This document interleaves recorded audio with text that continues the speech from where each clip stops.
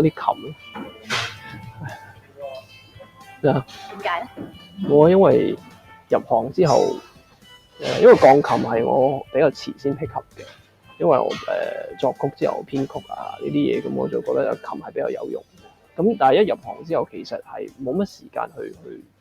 練，即係練琴，因為練琴同埋即係唱歌彈下係唔同，即係雖然佢係咪即係對於我做嘅嘢係好重要，又唔係未到話必定，但係我會覺得我會想去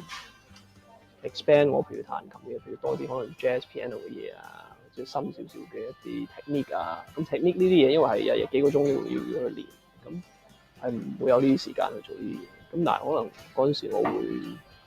如果知道原來我覺得有用嘅或者好玩嘅，會做啲